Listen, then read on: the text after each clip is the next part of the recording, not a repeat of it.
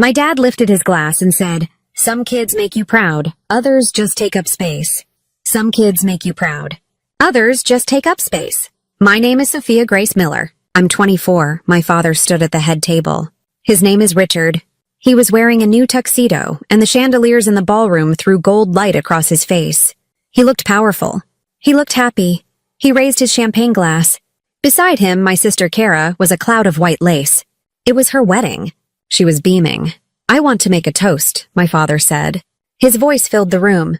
The music softened. Hundreds of people turned in their chairs. I watched him from my table in the back near the kitchen.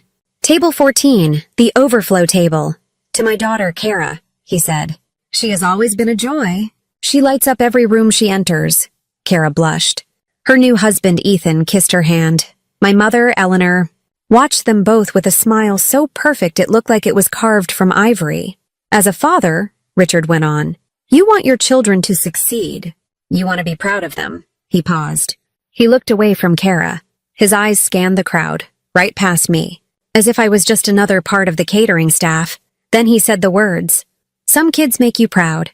He smiled at Kara again. "Others just take up space." But before I tell you how everything flipped, like and subscribe and drop a comment. Where are you watching from? The laughter that followed wasn't kind. It wasn't warm. It was polite, controlled, and a little afraid. It was the sound of people who heard the cruelty but chose to ignore it. They were guests. It wasn't their problem. My mother's smile didn't flicker. She took a delicate sip of her wine. My sister grinned, like she hadn't just heard her new husband's family hear her father insult his other child. She heard it. She just didn't care. It wasn't aimed at her, and me, Sophia Grace Miller, the daughter who worked 3 jobs to pay her own tuition because my parents' money was needed for Kara. I just sat there. My hand was wrapped around my own glass. It felt heavy like a rock. I could feel the heat rising in my face. My whole body felt like a high-pitched sound. He meant me. He always meant me. I thought of the nursing shifts. I thought of the papers I wrote until 3 a.m. I thought of the scholarships I had to win, because when I asked for help with tuition, my father told me, "You're smart. You'll figure it out." I had figured it out. I graduated with honors and 0 debt, and I was taking up space. I looked at my father. He was laughing now, moving on to another joke. I set my glass down. I didn't slam it. I set it down very quietly. I stood up. My chair made a small, soft scrape on the polished floor. It was just loud enough. The people at my table stopped talking. My father paused. He saw me. His smile tightened at the edges. I had interrupted his performance. I picked up my glass. I held it up, but not as a toast. I held it like a shield. My voice was steady. It was clear. It didn't shake. "Good thing I just bought my own place 2,000 miles away," I said. The polite laughter died. The room went absolutely still. "You won't have to see me take up space again." My father's face went from proud to pale. My mother's painted smile finally cracked. She looked horrified. Not for me. For the scene, I turned. I walked away from table 14. I walked past the bar. I walked across the huge ballroom floor, my heels clicking on the marble. Click, click, click. They sounded like punctuation marks. The final punctuation marks on the story they had written for me. I walked out of the ballroom, into the lobby, and I did not look back. That was the night they toasted control, and that was the night I started writing my own story. I didn't go back to the hotel they'd booked for me.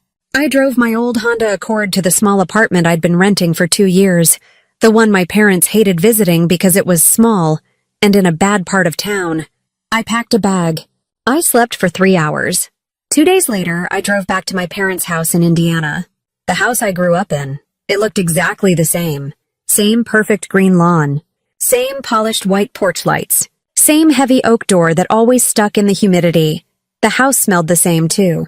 Like lemon-scented furniture polish, old coffee, and a silence that always felt like judgment.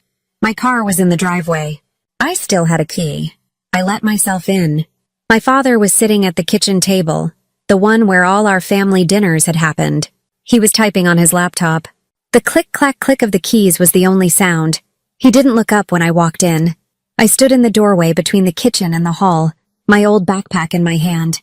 I was just here for the last of my things. Some winter clothes, my birth certificate. "You made quite a scene," he said. He was still looking at his screen. My voice was flat. You publicly humiliated me, Dad. I made a joke, he said, finally looking up. His eyes were cold. You as always made it about you. You ruined your sister's wedding reception. I ruined it? By leaving? By making a speech? By storming out? I didn't storm, I said. I walked. My mother, Eleanor, came in from the laundry room, holding a basket of folded towels. She didn't look tired. She just looked annoyed. She poured herself a cup of coffee and murmured, You embarrassed yourself, Sophia. Embarrassed myself. That's how they rewrote it. In their story, I was the problem. His words were just a joke. My reaction was the scene. He called me useless in front of 200 people, I said, looking at my mother. He said I take up space. He was toasting Kara, Mom said, her voice sharp. He was emotional, and you had to make it about your feelings. You're too sensitive. Too sensitive. If I had $1 for every time they called me too sensitive, I could have paid off my own student loans twice. Too sensitive was what they said when their cruelty finally made me cry. Too dramatic was what they said when I finally got angry. My phone buzzed in my pocket. I pulled it out. It was a text from Kara, my sister. She was on her honeymoon in Hawaii. It was a picture of her and Ethan holding champagne glasses on a beach. The text underneath it had 2 champagne emoji and said, Honeymoon is amazing. Sorry you left early, you missed the cake. She sent it like nothing had happened. Because for her, nothing had happened. Nothing bad. Her father had praised her and insulted me. For Kara, that was just a normal Tuesday. I put the phone back in my pocket. I didn't reply. That's how it always was. When Kara failed a class in college, it was bad timing. My father called the dean. When I failed a quiz, it was a lack of discipline. When Kara maxed out 3 credit cards on clothes, my parents paid them off and said she was just finding her style. When I worked 40 hours a week at the hospital diner, my father said it was good for my character. When I won the state scholarship, my mother told her friends I was lucky. When Kara got a DUI, my father hired the best lawyer in the state and it went away. I looked at my father, still at the table. I looked at my mother, folding towels as if we were discussing the weather. I'm here for my birth certificate, I said, and my winter clothes. Then I'm leaving. Leaving? Mom scoffed. Where are you going, Sophia? Back to your sad little apartment? No, I said. I'm leaving Indiana. My father finally closed his laptop. The silence was sudden and heavy. Don't be ridiculous, he said. I'm not. I'm moving. The place I told you about at the wedding. It's in Portland. You're what? My father stood up. He was taller than me and he used it. You're not moving to Portland. You don't know anyone in Portland. You don't have a job. I do, actually, I said. I got the offer last week. I've been planning this for 6 months. The wedding just sped things up. My mother put the basket down. You planned this? You planned to run away. I planned to have a life, I said. A life where I'm not the family disappointment. You are a disappointment, my father yelled. His face was red. You're ungrateful. We gave you everything. You gave Kara everything, I said. My voice was quiet, but it cut through his yelling. You gave me the leftovers. You gave me expectations Kara never had to meet. You gave me a standard and she got a safety net. That's not true, my mother said. It is true. You know it. He knows it. Kara knows it. I turned and walked to my old bedroom. It was half empty. The walls were still painted a pale yellow I had always hated. My mother had picked it. I pulled my old duffel bag from the closet. I started pulling sweaters from the drawers. My mother followed me. She stood in the doorway. This was her tactic. He was the hammer, she was the guilt. Your father, he's just under a lot of stress, she whispered. He's been under stress for 24 years, Mom. Kara's wedding was expensive. He's worried about money. I stopped packing. I held a blue sweater in my hand. He's worried about money? I paid for my entire college education, Mom. I worked. I got scholarships. You spent my college fund on Kara's gap year in Europe after she dropped out. That's different, she said. How? I turned to face her. Tell me how it's different. Kara just needs us more, Sophia. The words hit me. They hit me harder than the toast. She needs us more. I wasn't the daughter who needed them. I was the one who was supposed to be fine. I was the one who was supposed to be quiet and smart and take care of myself, so they could spend all their time and energy on Kara. I was the support system. I was the utility. I wasn't the child, I see, I said. So because I'm not a train wreck, I don't get love? I just get space? You're twisting my words, she said. her voice turning cold. The mask was back on. No, I said. I'm finally hearing them. I zipped the duffel bag. I grabbed my box of files from the closet. My birth certificate. My social security card. My diploma. I walked past her. My father was waiting in the hall. So that's it? He said. You're just going to run away like a coward? I stopped. I looked at him. I looked at the man who was supposed to protect me. I'm not running, I said. I'm walking. I'm just not taking up space in your house anymore. I walked out the front door. I got in my car. I didn't look back as I pulled out of the driveway. I drove away from the house that was never my home. The drive to Portland took 3 days. It was 2,000 miles of flat plains, high deserts, and mountains. I kept the radio off. I just needed to think. I drove until I was tired, slept in cheap motels, and ate at gas stations. With every mile, the house in Indiana got smaller. But the memories got louder. I kept thinking about what my mother said. Kara just needs us more. It was the key. It was the key to my whole childhood. I had spent my whole life trying to be perfect, thinking that if I was perfect, they would finally love me as much as they loved Kara. I was wrong. They didn't love Kara despite her flaws. They loved her because of them. Her flaws, her debt, her bad timing, her drama made her need them. It made them feel powerful. It made them feel like parents. I didn't need them. I had learned very early not to. I remembered I was 16. I brought home my report card. It was all A's, straight A's. I found my dad in the garage working on his car. I handed it to him. He glanced at it. Good, he said. He handed it back. Now go mow the lawn. But I got straight A's, I said. Kara got a C in algebra. He wiped his hands on a A-rag and looked at me. His eyes were hard. Kara is trying, he said. You're just doing what's expected. If you want love, Sophia, you have to earn it. I thought he meant responsibility. I thought it was a lesson. He meant obedience. So I tried to earn it. I tried to buy their affection. I mowed the lawn. I did the dishes without being asked. I got a job at the local library and saved my own money. I never asked for anything. I was the responsible one, the easy one, the smart one. But at Christmas, I'd spend my whole paycheck on a new watch for my dad. He would open it, say, nice, and put it aside. Then Kara would give him a framed photo of herself, and he would cry. He would put it on his desk. I didn't understand. I just thought I had to work harder. But that night at the wedding, when I was sitting at table 14, I finally understood the truth. They didn't misunderstand me. They didn't want me to be successful. They preferred me small. My success was a problem for them. My independence was an insult. It meant I didn't need them. It meant I was out of their control. Kara was their pet. I was their project. And I had failed because I had stopped letting them fix me. I arrived in Portland on a rainy Tuesday. My apartment was a tiny studio in an old brick building. The place I bought was a lie I told at the wedding. It was a lie I told to save face. The truth was, I had a security deposit, a first month's rent, and a job that started in 1 week. I sat on the floor of my new, empty apartment. The walls were thin. I could hear a neighbor's TV. I had a sleeping bag, 2 boxes of clothes, and my box of files. That was it. I felt empty. But I also felt clear.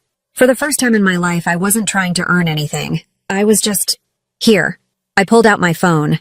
I looked at the picture Kara had sent. Her on the beach, smiling, without a care in the world. I didn't hate her. I just didn't want to be her. I didn't want to be them. Their love wasn't just conditional. It was a prison, and I had just escaped. I looked at the old photo I kept in my wallet. It was from a family trip to the lake. I was 10, Kara was 8. I was holding up a big fish I had caught. I was so proud. I was smiling at the camera. My dad was in the background, teaching Kara how to skip rocks. My mom was watching them, smiling. No one was looking at me. I had been holding that fish, waiting for someone to notice for my entire life. I put the photo back in my wallet. Okay, I whispered to the empty room. I'm done. I was done trying to get them to look. I was done trying to be good enough. I was just done. I sat on my floor in Portland, but my real escape hadn't started with the car ride. It hadn't even started with the wedding toast. It started 6 months ago, in my small Indiana apartment. It started with a single file on my laptop. I had named the file Oxygen. It started the day after my father forgot my 24th birthday. He and my mother had taken Kara to a spa for the weekend to help her de-stress from her wedding planning. They'd called me on Monday and my mother said, "Oh, honey, was your birthday this weekend?" It completely slipped my mind. I hung up the phone and I didn't cry. I just felt cold.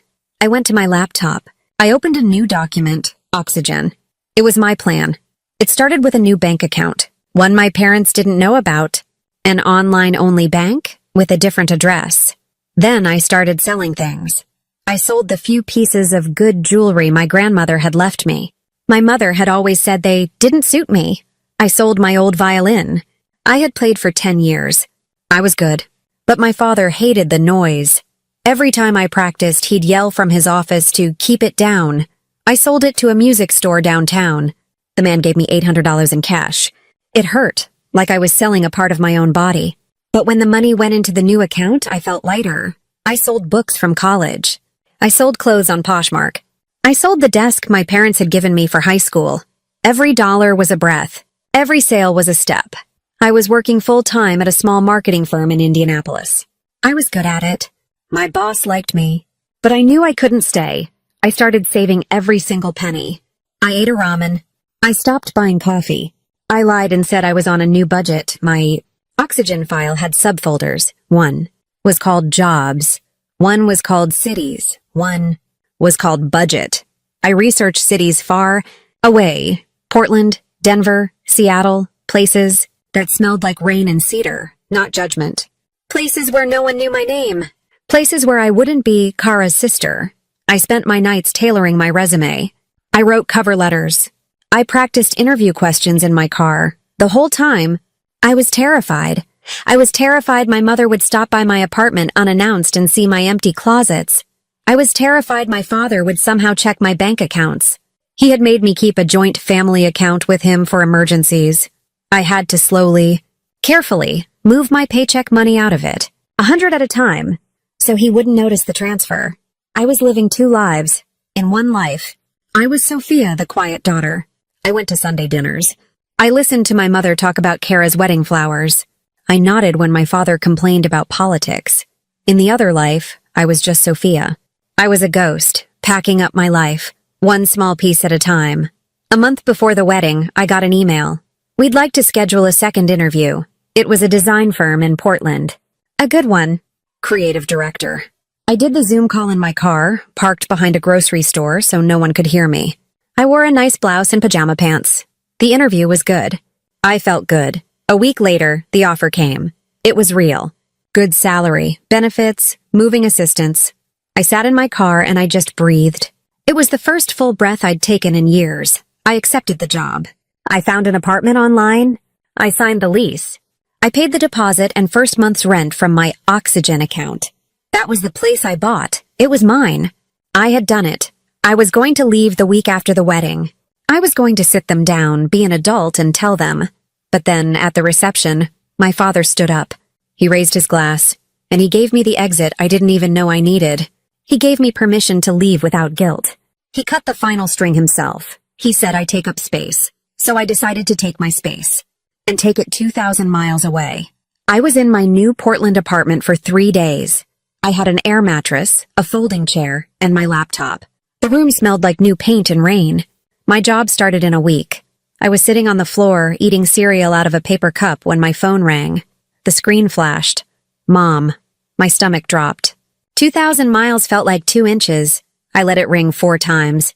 I told myself to be strong, I answered. Hello, Sophia? Oh, thank God. You're alive. Her voice was high and tight, full of that fake public panic. Of course I'm alive, Mom, I said. I texted you when I got here. I had sent one simple text. I'm in Portland. I'm safe. I got no reply. You're not safe. You're all alone. You ran away. I didn't run away, Mom. I moved. I have a job. I have an apartment. We've talked about this. You talked about it, she corrected. We told you it was a bad idea. Don't run away from family because of one bad night. There it was. The official family story. One bad night, my father's toast.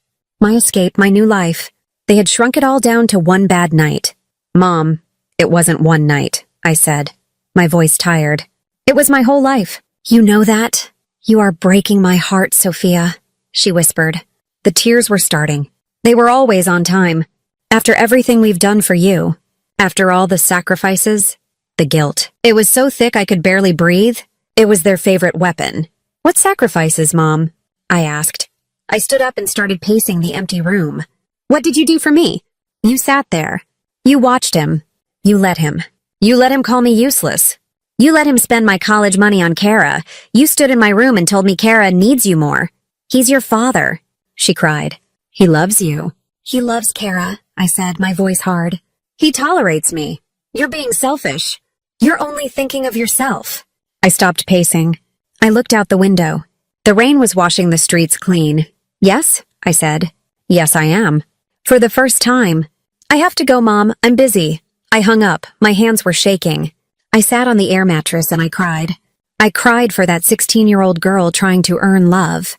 I cried for the 10-year-old holding the fish. I cried because I felt so free and so sick. An hour later, the phone rang again. Dad. I wiped my face. I was done crying. Now I was just cold, I answered. What? You hung up on your mother. It wasn't a question. It was a judgment. Yes. You're being dramatic, Sophia, he boomed.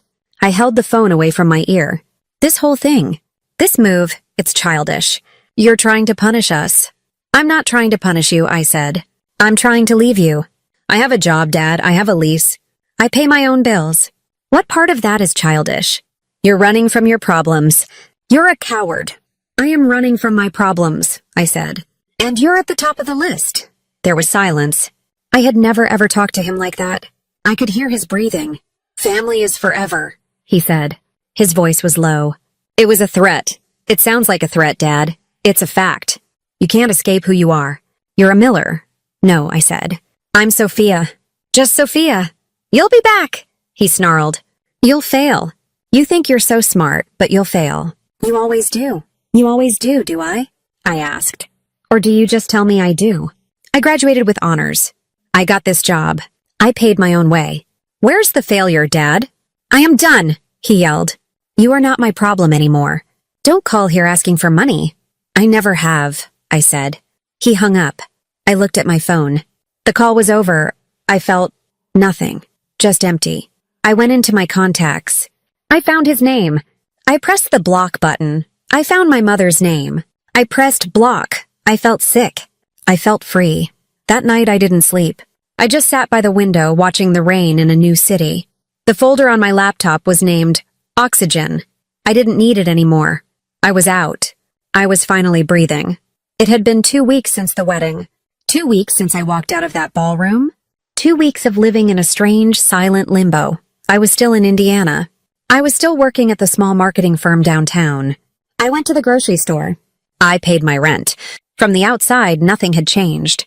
But inside, everything was different.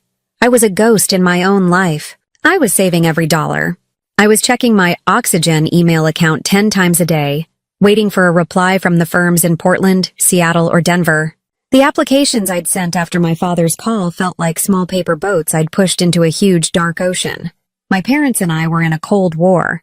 After the guilt calls, part 5, they had gone silent. They were punishing me with their absence, which honestly felt like a reward. I knew it wouldn't last. They were just reloading. They were waiting for me to break, to apologize, to come crawling back and say, "You were right.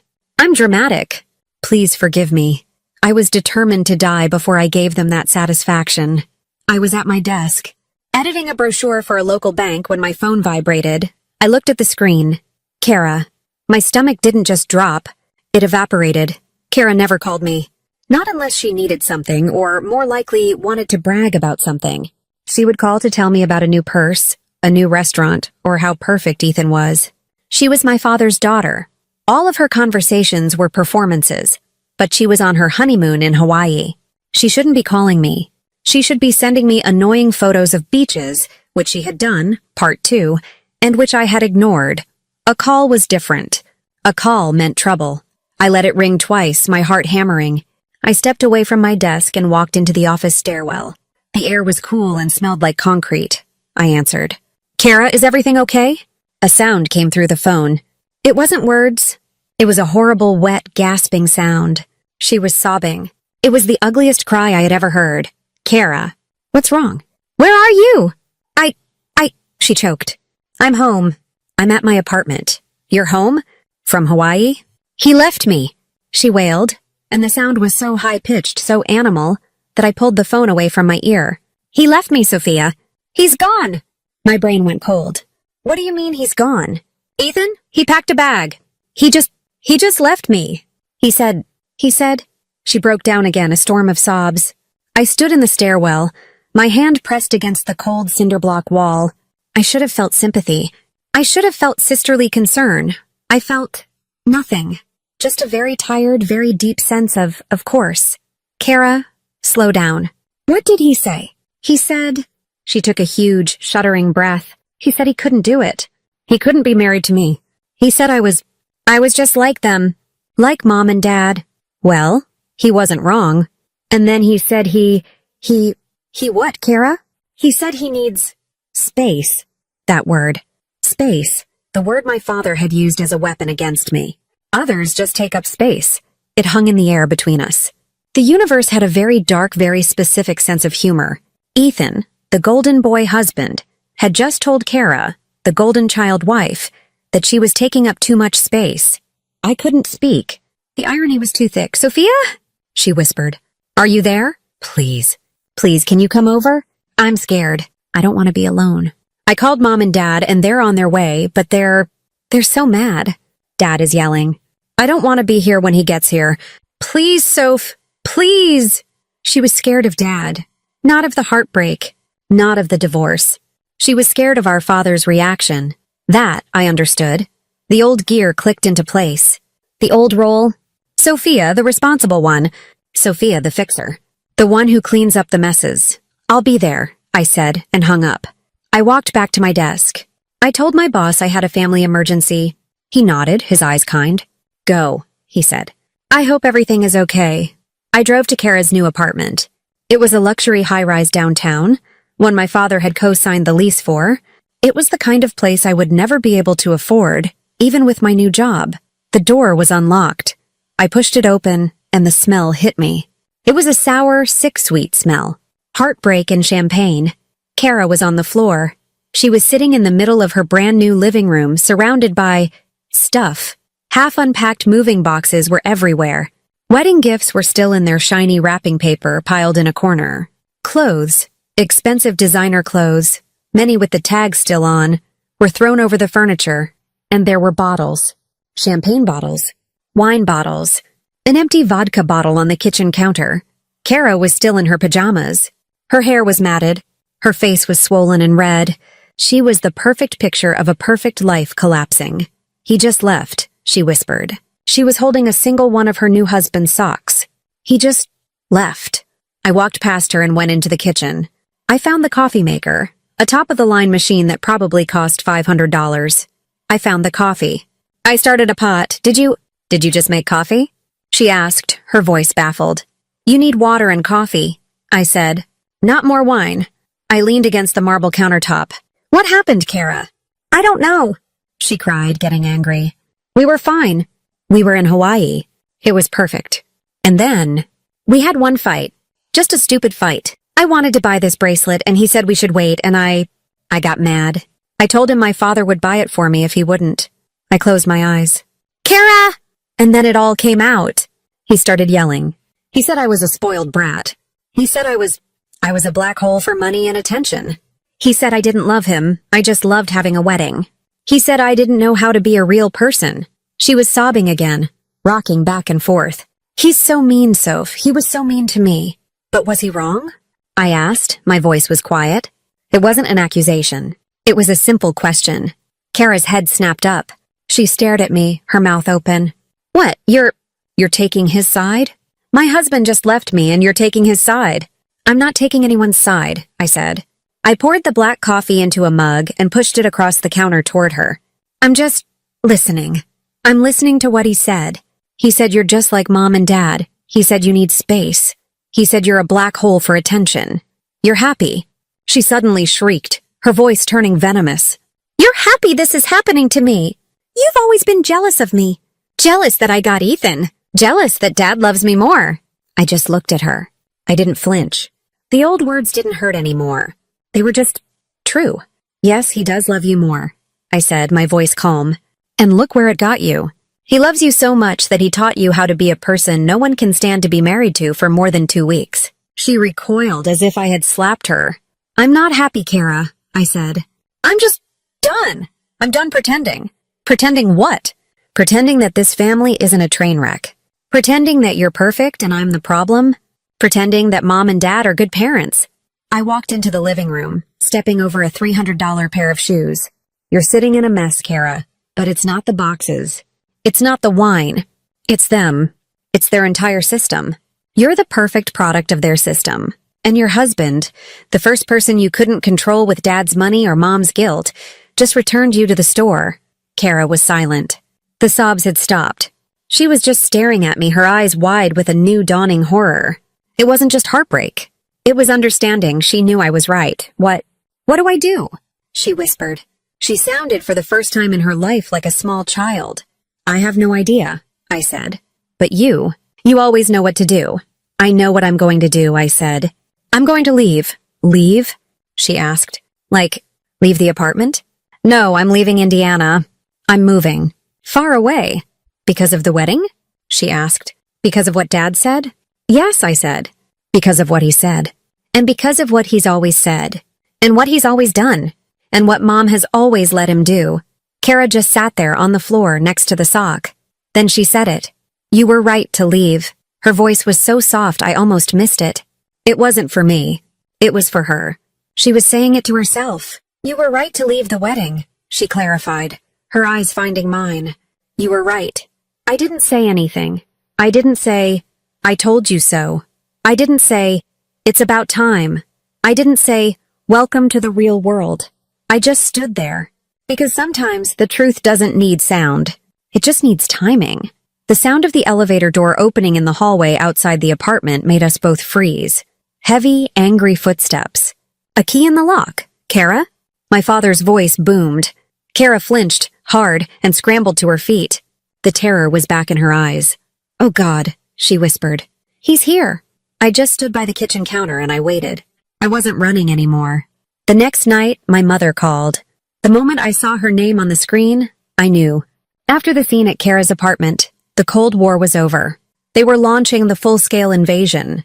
My father had stormed into Kara's apartment, seen me, seen the bottles, and his face had turned a deep, dangerous shade of red. He didn't yell. He did something worse. He got quiet. Sophia, he'd said, his voice a low rumble. What are you doing here? Kara called me, I said. Go home, he'd ordered, not looking at me, but at the empty vodka bottle. Dad, I said, go home. This is a family matter. This is a family matter. And I apparently was not family. I was just the help. I'd looked at Kara, who was cowering behind my mother, and I'd just left. I didn't fight. I didn't argue. I just walked out. Now my mother was calling. Her voice was too high. It was a bright, fake, sugary sound that made my teeth ache. Sophia, honey? How are you? I'm fine, Mom. What's wrong? Oh, nothing's wrong. Just... What a terrible thing with Kara and Ethan. Your father is handling it. He's talking to Ethan's father right now. He'll fix it. You know your father. He'll fix it. He'd fix a marriage like he'd fix a flat tire, with threats, money, and control. We were just thinking, she continued, her voice practically singing.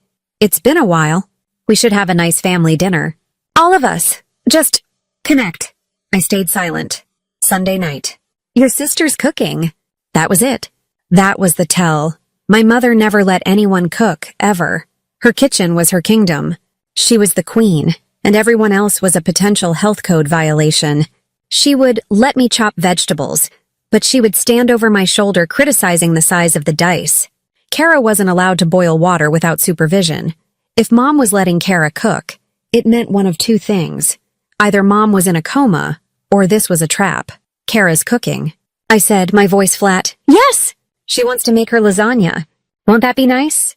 A real family meal. 7 o'clock. Don't be late. She wasn't inviting me. She was summoning me. It wasn't a dinner. It was a setup. It was an ambush. I should have said no. I should have said, I'm busy. I should have said, I'm washing my hair. I had 1,000 easy excuses, but I said, okay. I said okay because I was tired of running. I was tired of hiding. My Oxygen folder had 3 new emails in it. One from Portland, one from Seattle. They wanted interviews, real ones. My escape was no longer a dream. It was a schedule. I didn't need to hide from them anymore. I just needed to say goodbye. I drove to the house on Sunday. The house that was never a home. When I walked in, I knew I was right. It was theater. The lights were dimmed. There were candles lit on the dining room table. Soft classical music was playing.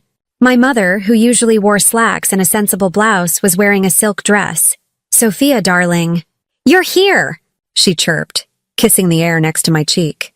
She smelled like expensive perfume and hairspray. My father was in the living room, a glass of dark liquor in his hand. He was wearing a cashmere sweater. He nodded at me. "Sophia." It was the polite company greeting. "Where's Kara?" I asked. "In the kitchen, honey." "Go say hi." I walked into the kitchen. Kara was standing over a pot of sauce, wooden spoon in hand. She was wearing a white apron. Her eyes were red and puffy, but she had makeup on. She was playing the part of the brave, heartbroken daughter. "Hi, Soph," she whispered. "You're actually cooking," I said. "Mom's helping," she said. I looked at the counter. All the vegetables were perfectly chopped, all in neat little glass bowls. The pasta was already laid out. My mother had prepped every single ingredient. Kara's job was to stir. "It's theater," I said, my voice low. "What?" "This, all of it. The candles. The music. The apron. It's a show, Kara. Who's the audience?" It's just dinner, Sophia." "Please," she begged, her eyes filling with tears. Don't start, okay? Just be nice, please. For me. I can't take any more fighting." "Right," I said. "I'm the one who starts the fights." We sat at the table. My father poured the wine, an expensive red. He raised his glass. "To family," he said, his eyes hard, staring right at me. "The only thing that matters." We drank. The wine tasted like acid. The small talk was agony. It was all about the weather, about my mother's garden club, about a neighbor's new car. It was all so fake, so rehearsed I wanted to scream. We were a family with a grenade on the table, and we were discussing the color of the placemats. My father cleared his throat. The music seemed to fade. This was it. The ambush. "So," he said casually, cutting his lasagna, "your cousin Mark said he saw your resume. On one of those online sites. LinkedIn." I put my fork down. Mark worked at a company in Indianapolis, a competitor to the firm in Seattle I had applied to. They must have a shared network. He'd been spying. "That's right," I said.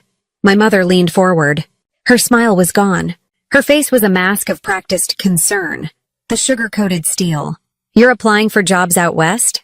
she asked. "I am." "But why?" she said, her voice dripping with fake pity. "We just worry you're running from something, honey." "Running from what, Mom?" I asked, my voice dangerously quiet. "From your problems," my father cut in.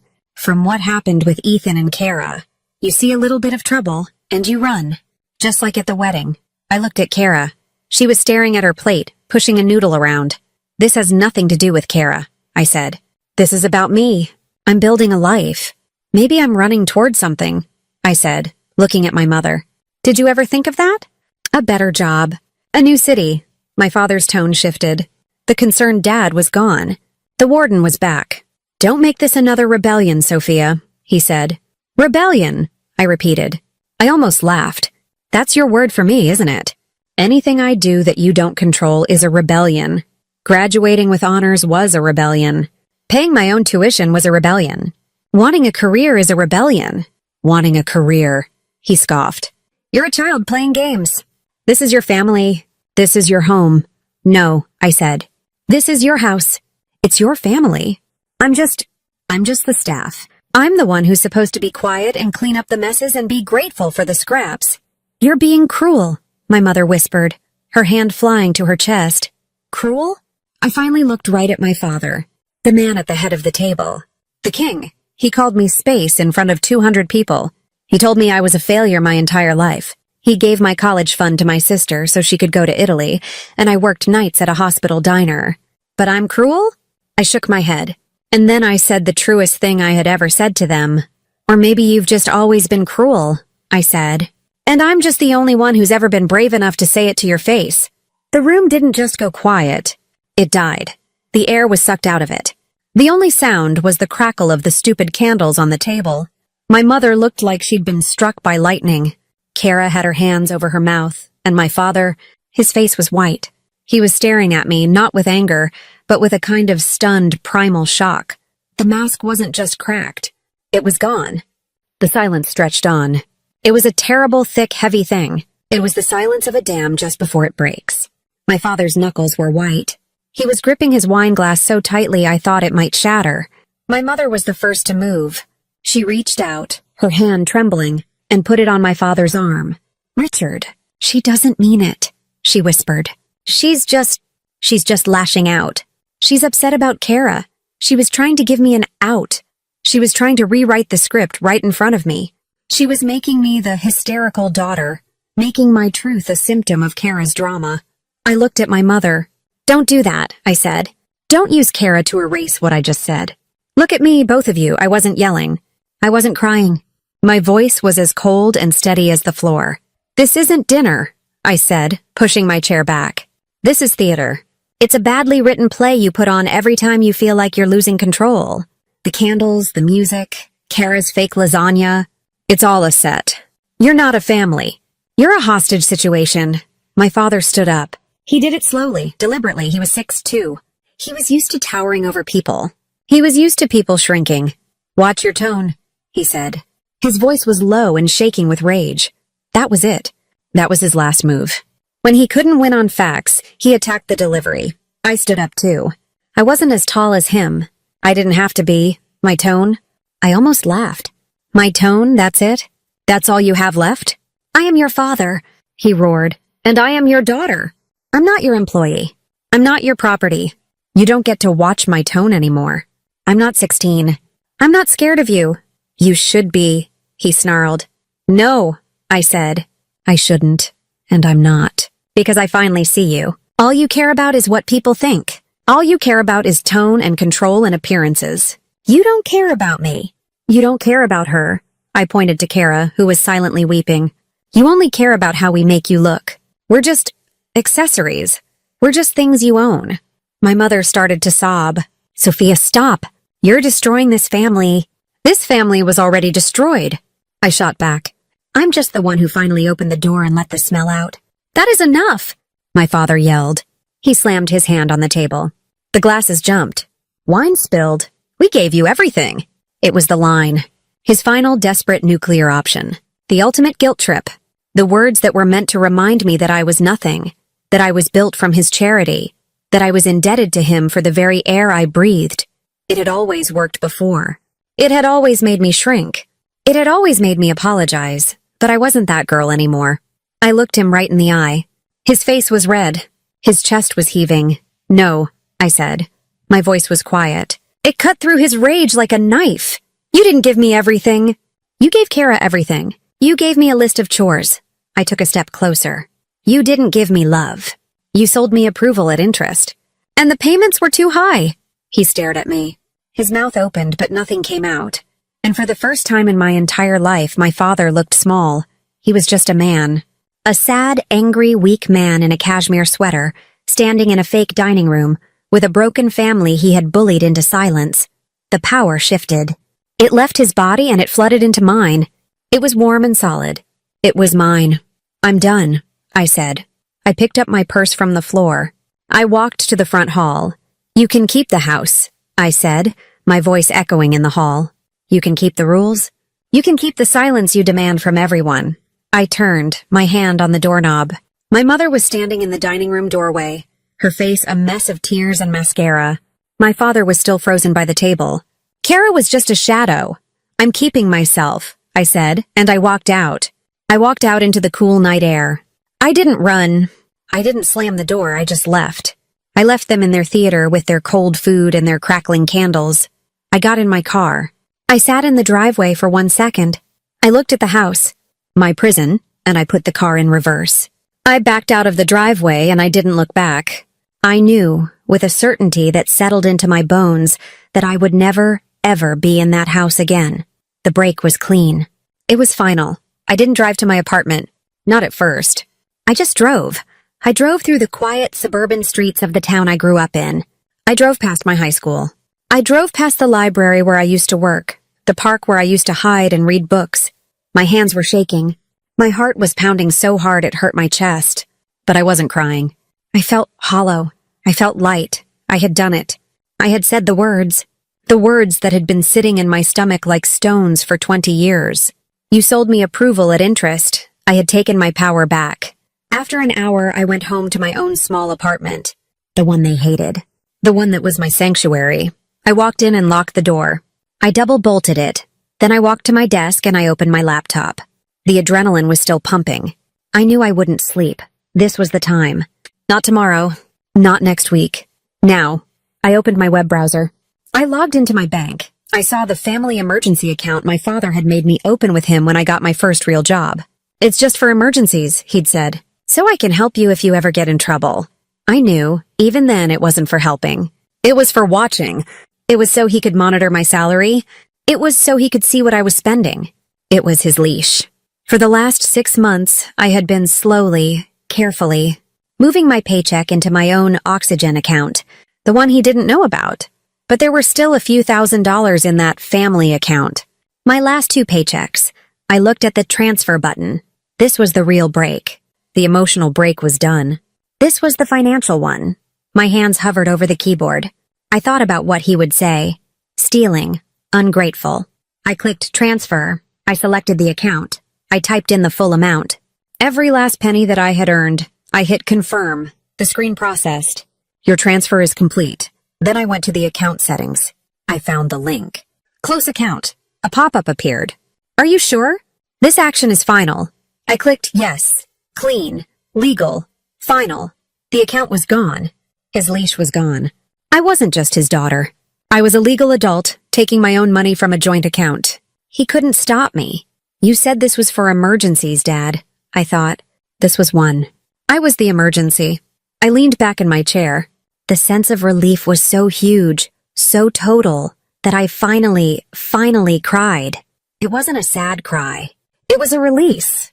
It was 24 years of pressure, of judgment, of space, finally leaving my body. I cried for about 10 minutes. Then I stopped. I went to my closet. I pulled out a single suitcase, the one I had bought at a thrift store 2 weeks ago. I started to pack. I didn't pack the junk. I didn't pack the high school yearbooks. I didn't pack the framed photos of my family. I packed 3 pairs of jeans. I packed my best work clothes. I packed my sweaters. I packed my toothbrush. I packed my laptop. I packed the files, my birth certificate, my diploma, my essentials. I was done by 4 a.m. I had 2 emails waiting for me. The firm in Portland. We'd love to fly you out. When are you available? I wrote back. I can be there tomorrow. I bought a one-way ticket on my credit card. The flight left at 7 a.m. At dawn, as the sky was turning a pale, bruised purple, I packed the single suitcase and my backpack into my old Honda. I drove out of my apartment complex. I didn't look back. By sunrise, I was at the Indianapolis airport. I walked through security. I sat at the gate. My phone was off. I didn't want to hear it ring. I didn't want to see the mom or dad or Kara light up the screen. I was a ghost. I got on the plane. I found my window seat. I buckled in. The plane taxied to the runway. I looked out the window at the flat, gray land of Indiana. The engines roared. The plane pushed forward, faster and faster. And then, lift. The ground fell away. As we climbed through the clouds, I heard his words again, echoing in my head from that wedding night. Some kids make you proud. Others just take up space. The plane broke through the cloud cover. The bright, clean, blinding sunlight filled the cabin. I smiled. It was a real smile. A smile that reached my eyes. Then watch me take all the space I want, I whispered. And for the first time in my life, I finally fit inside my own breath. Portland smelled like rain and cedar. My new apartment was small, cracked and imperfect, but it was the first home I ever had. It was all mine. The job offer came through in 2 weeks. I was sitting on the floor when the phone rang. We'd like to formally offer you the position of creative director. Full-time, benefits, and respect. 2 words my father never gave me. My new life started. I bought a real bed. I painted the walls. I went to work. I breathed. Months later, a voicemail came from an unknown number. It was Kara. I left, Soph. Her voice whispered. I'm in Chicago. I got a job. She explained that Dad had tried to fix her marriage and failed. Mom cried when I left, Kara said, her voice clear. Not because she's sad, because she's lost control. Thank you.